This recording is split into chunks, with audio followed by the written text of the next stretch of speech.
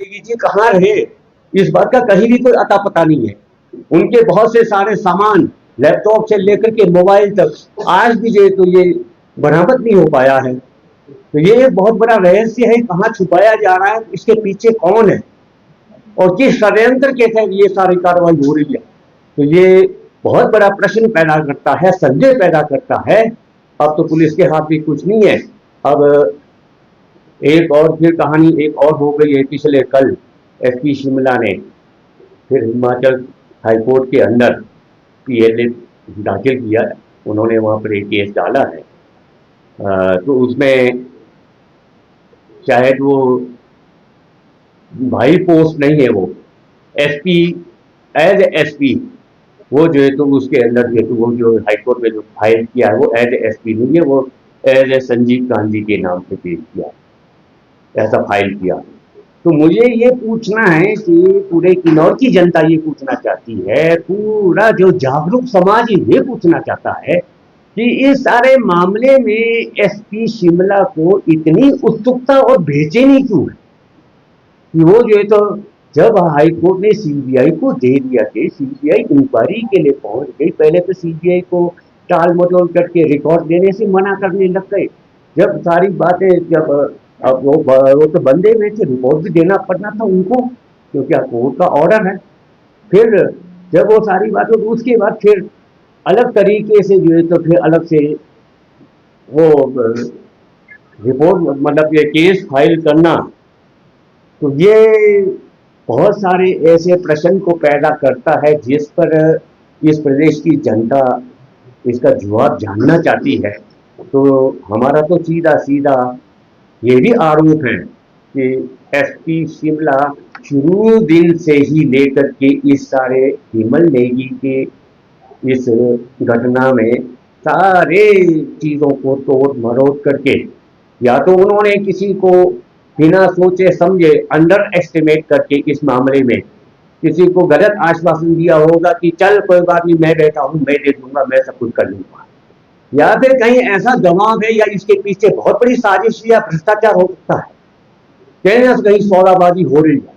तो ये अब तो दूध का दूध पानी का पानी निकल जाएगा सामने। तो लेकिन हिमाचल प्रदेश के माननीय मुख्यमंत्री सब जगह पर यह सफाई देते फिरते हैं कि हमने जो है तो एफआईआर से लेकर के सारी चीजें करवाई। अब एक इस तरीके से पुलिस के स्टेशन पर एफआईआर करने के लिए मुख्यमंत्री जाएं या मुख्यमंत्री अपनी किसी विशेष आदमी को भेजें, यह ऐसा कुछ दृश्य तो हमारे सामने आया नहीं। जनजातीय न्याय मंच की तरफ से आज के इस पत्रकार सम्मेलन में सभी पत्रकार बंधुओं का हम हार्दिक स्वागत करते हैं, अभिनंदन करते हैं। आप जैसा जानते हैं कि पिछले कुछ समय से इस प्रदेश के अंदर एक बहुत संवेदनशील मुद्दा समाज के सामने है, आम हिमाचल प्रदेश के लोगों के सामने है कि आईपीपीसीएल के चीफ इंजीनियर जो शिमला के कॉर्पोरेट ऑफिस में जीएम के पद पर थे, स्वर्गीय विमल नेगी जी का बड़े संदिग्ध परिस्थितियों में उनके साथ एक अजीब सी घटना घटी। और इस घटना के घटने के बाद क्या क्या दृश्य सामने आया और उसमें पुलिस का और प्रशासन का, प्रदेश सरकार का क्या कुछ रोल उस सारे मामले में इस प्रकरण में रहा, इस पर इससे पहले भी कई बार अलग अलग माध्यम से ये बातें सामने लाई जा चुकी है। आज फिर एक ऐसा जरूरी ये महसूस किया गया कि जिस तरीके से प्रदेश सरकार इस मामले को बहुत ही अलग तरीके से देखने और बताने पर जोर दे रही है और पब्लिक के सामने प्रदेश की जनता के सामने, प्रदेश के समाज के सामने एक बड़ा दोहरा रवैया या दोहरा चरित्र कहें, वो सामने लाने की कोशिश कर रही है। तो ये न्याय मंच के लिए ये आवश्यक हो गया कि इन सारे प्रकरण के बारे में सूचना माध्यम और जो मीडिया है, मीडिया के माध्यम से जो असली जो तथ्य है वो सामने लाया जाए। आप सबको मालूम है कि स्वर्गीय विमल नेगी जी 10 मार्च 2025 को ऑन ड्यूटी शिमला से वो लापता हुए और उसके बाद शिमला से लापता होने के बाद 15 मार्च 2025 को विमल नेगी जी की धर्मपत्नी श्रीमती किरण नेगी द्वारा मुख्यमंत्री को एक अनुरोध पत्र प्रेषित किया गया था कि जिसमें ये निवेदन किया गया कि इस तरीके से जो लापता जो हो गए हैं उनके पति श्री विमल नेगी जी,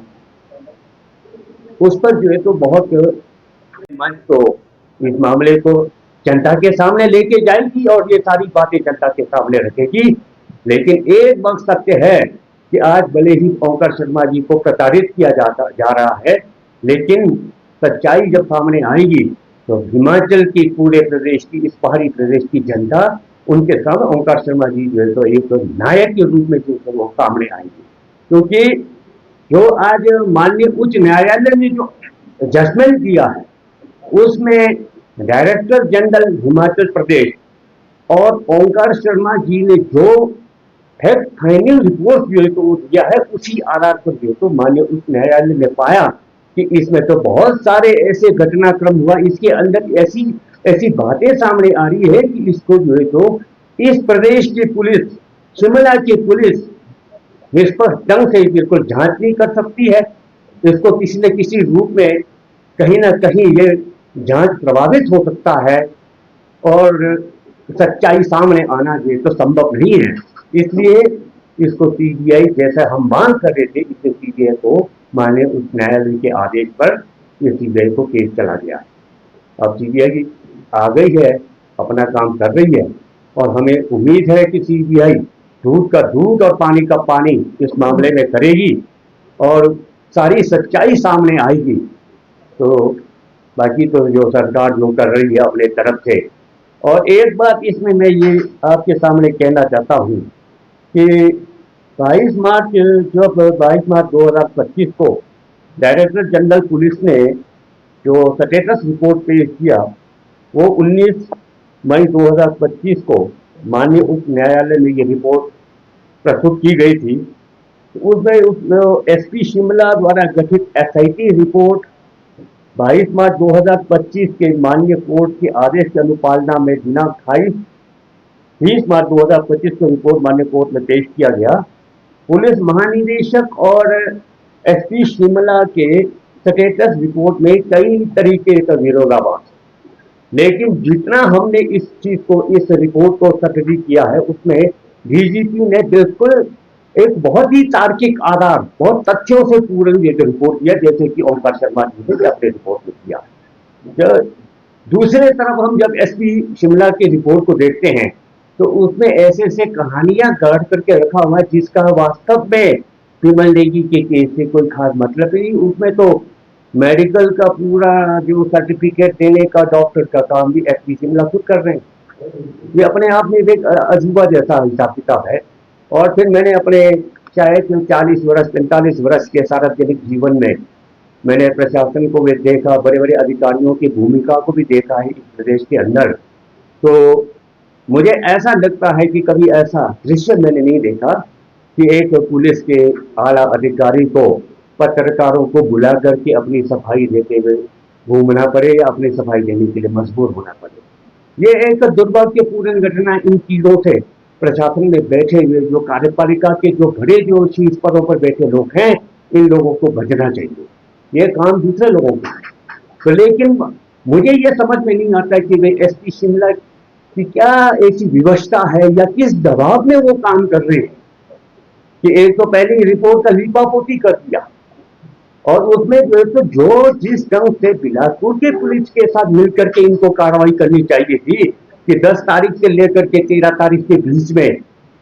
जिस तरीके से जो विमल नेगी जी के गुम होने का जो भी घटना घटी है, जो एक इसका जो रिपोर्ट सामने आ रहा है, नेगी जी कहाँ रहे इस बात का कहीं भी कोई अता पता नहीं है। उनके बहुत से सारे सामान लैपटॉप से लेकर के मोबाइल तक आज भी जो है तो ये बरामद नहीं हो पाया है। तो ये एक बहुत बड़ा रहस्य है, कहाँ छुपाया जा रहा है, इसके पीछे कौन है और किस षड्यंत्र के तहत ये सारी कार्रवाई हो रही है। तो ये बहुत बड़ा प्रश्न पैदा करता है, संदेह पैदा करता है। अब तो पुलिस के हाथ में कुछ नहीं है। अब एक और फिर कहानी एक और हो गई है। पिछले कल एसपी शिमला ने फिर हिमाचल हाईकोर्ट के अंदर पीएलए दाखिल किया। उन्होंने वहाँ पर एक केस डाला है। तो उसमें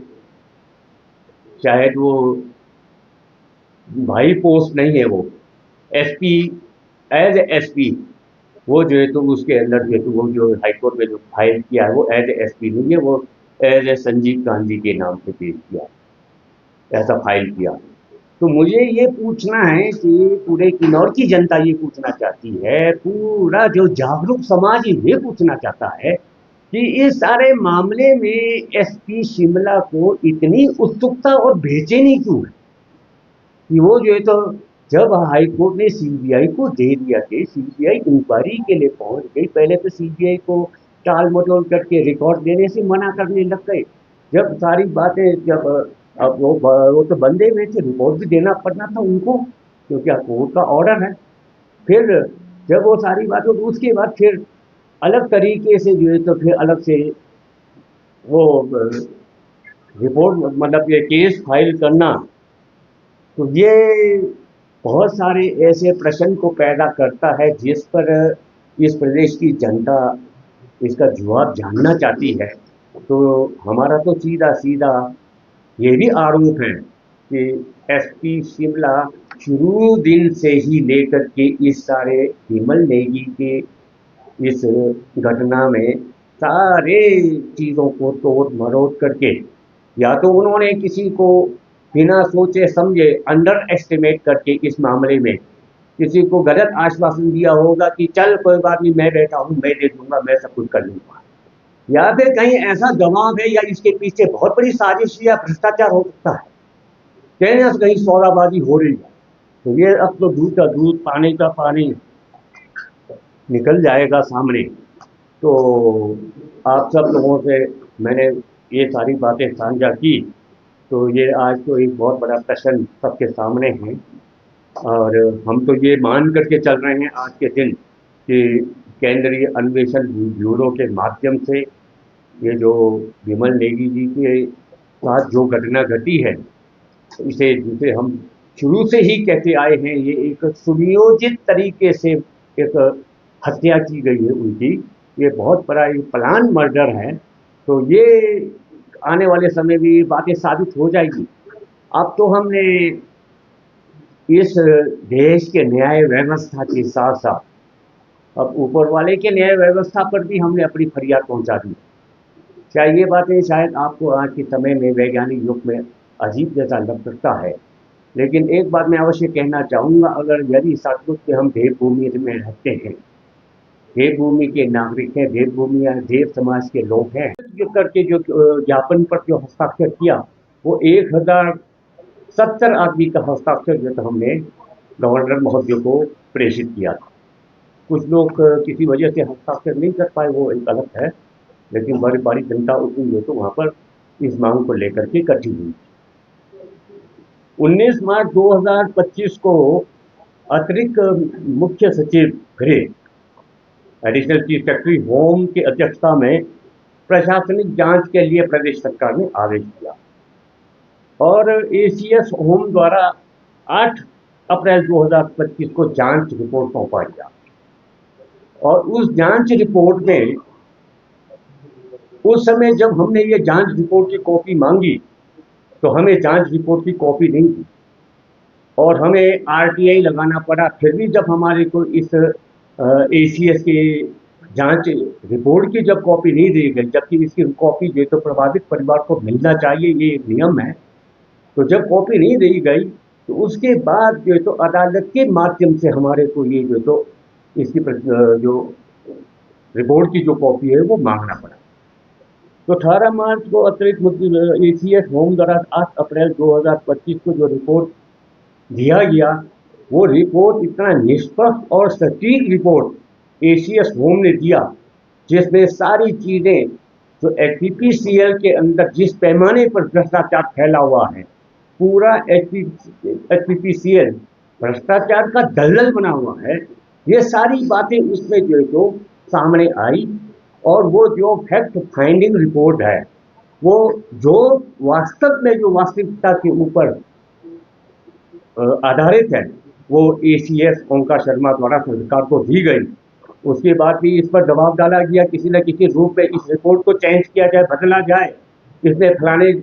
इन बिंदुओं को जो है तो इससे हटाया जाए या इसके जगह पर कुछ और बातें उसमें लिखा जाए, या इस सारे रिपोर्ट में जो सच्चाई जो सामने आई है इसको लिपापोती किया जाए। इसका पूरा इसके लिए कोशिश जो तो प्रदेश सरकार की तरफ से हुई। एसीएस ओंकार शर्मा जी ने जब सच्चाई से पीछे ना हटने का फैसला किया और उन्होंने एक आईएएस अधिकारी के, निष्पक्ष और निडर आईएएस अधिकारी के रूप में सारी वस्तु स्थिति को सामने रखा, वो सारी चीजें हिमाचल के प्रशासनिक इतिहास के लिए एक मिसाल है। आज उन्होंने अपने पद और अपने पद की गरिमा का कितना मूल्य चुका करके उसकी गरिमा को उन्होंने बरकरार रखा है। और यही कारण है कि आज एसीएस ओंकार शर्मा जी को इस मामले में छुट्टी पर भेज दिया और सारे डिपार्टमेंट जो तो उनसे विथड्रॉ करवा दिया। ये तो खैर थोड़ी देर के लिए एक तमाशा है। मैं ये मानता हूँ कि आज भी प्रदेश के अंदर अगर हमें प्रशासन के ऊपर कुछ अगर थोड़ा आज कुछ विश्वास और आस्था बची है, या कानून हम ये मानकर चलते हैं कि प्रदेश में आज भी कुछ कानून और व्यवस्था कहीं ना कहीं किसी न किसी रूप में जीवित है, तो ये एसीएस ओंकार शर्मा जैसे निष्पक्ष और निडर और योग्य अधिकारियों की वजह से। और इसमें एक विशेष बात ये की गई थी कि ये इंटर डिस्ट्रिक्ट केस होने के कारण, क्योंकि वो ये बताया गया कि ये बिलासपुर के तरफ उनका कहीं ऐसा इस तरीके से रिपोर्ट मिली थी, तो शिमला पुलिस और बिलासपुर पुलिस के बीच में इस छानबीन को लेकर के इंटर स्टेट डिस्ट्रिक्ट केस होने की वजह से इसे एक स्पेशल टास्क फोर्स बना करके विमल नेगी जी के बारे में पता लगाया जाए और उनका जो तो पूरा जो तो सारी जो घटना जो कुछ भी हुई है वो सामने लाया जाए। इस पत्र की जो प्रतिलिपियां हैं, इसकी जो सूचना है एडिशनल चीफ सेक्रेटरी होम और डायरेक्टर जनरल हिमाचल प्रदेश को भी दी गई थी, और ये सारी बातें उसमें भी स्पष्ट रूप से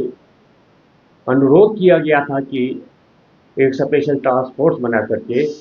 विमल नेगी जी को ढूंढने का प्रयास किया जाए। तो अब इसकी प्रतिलिपि जो है, इसके बारे में जो दरख्वास्त जो है तो मुख्यमंत्री को दिया, डीजीपी को दिया, तो ऐसा ही जो अनुरोध पत्र है वो ये डीजीपी सीआईडी को भी दिया था हिमाचल प्रदेश को। और मजे की बात आप देखिए कि डीजीपी सीआईडी इस मामले को बड़े गहराई से इसको संज्ञान में ले रहे थे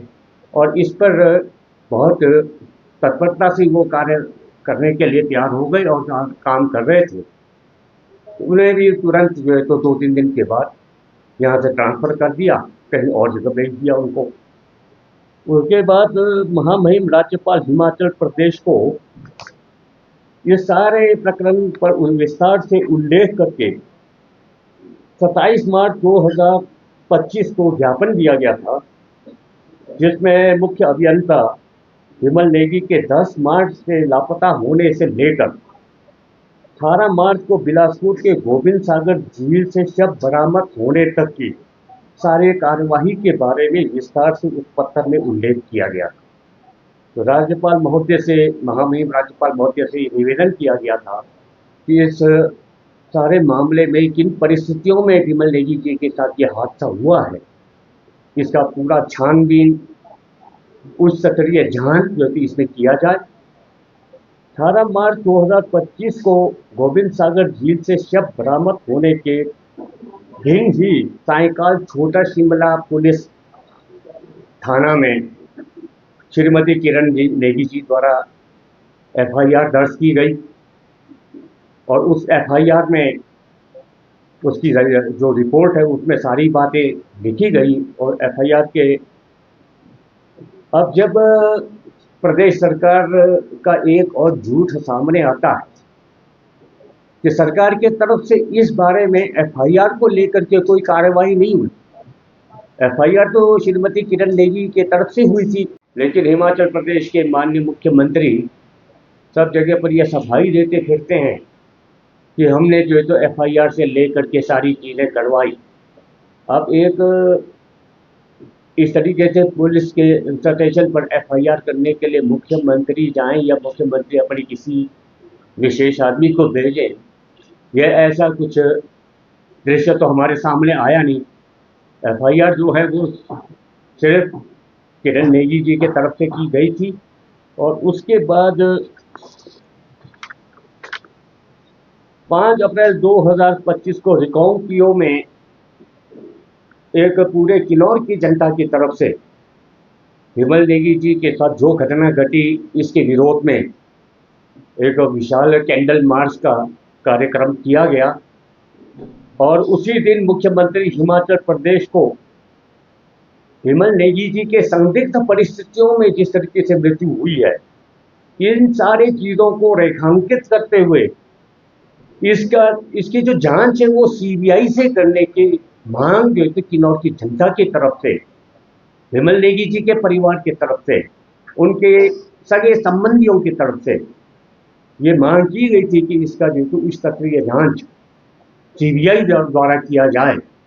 और उसके पीछे एक तार्किक पक्ष इसका ये था, क्योंकि जिस तरीके से इस प्रदेश के अंदर कानून और व्यवस्था का जनाजा निकला हुआ, हमें ऐसा लगता था कि इतने बड़े जघन्य कांड में निष्पक्षता के साथ, जिसमें अप्रत्यक्ष रूप से कहीं ना कहीं शासन और सरकार की भी कहीं ना कहीं संदिग्ध भूमिका आ रही हो, तो ऐसा कुछ ये संभव नहीं हो सकता कि वो निष्पक्ष जांच और इसका जो है तो न्याय परिवार को मिले या जनता के सामने आए। इसीलिए एक सीबीआई से जांच करने की जो मांग है वो जनता के द्वारा, प्रभावित परिवार के द्वारा लगातार की जाती रही। उसके बाद इसी बात पर हमने जोर दिया कि इसके जो इंक्वायरी है, इन्वेस्टिगेशन है, वो सीबीआई से होना चाहिए। लेकिन प्रदेश सरकार जो कि इस मामले में लगातार टाल मटोल करती रही, सीबीआई को जांच सौंपने के लिए बिल्कुल तैयार नहीं थी। इसी वजह से ही श्रीमती किरण नेगी को, उनके प्रभावित परिवार को, उनके भाई को और ये मान करके चले कि पूरे समाज को, किन्नौर के लोगों को अदालत का दरवाजा खटखटाना पड़ा और माननीय उच्च न्यायालय में सीबीआई से जांच करने के लिए, आदेश देने के लिए अनुरोध के साथ पिटीशन फाइल की गई थी। और उसके बाद लगभग ये सारी बातें अब तो ओपन है, सार्वजनिक है, जो भी उसके बाद जो प्रगति हुई है वो सबके सामने है। और ये जो महामहिम राज्यपाल को, हिमाचल प्रदेश के मुख्यमंत्री को सारी जो सीबीआई से जांच करने के लिए जो मांग के लिए जो आग्रह किया गया, उसमें कम से कम रिकांगपिओ में जो जिस दिन कैंडल मार्च निकाला, उसमें वैसे तो लगभग 1500-2000 के बीच में लोग उस दिन इस मार्च में आए थे।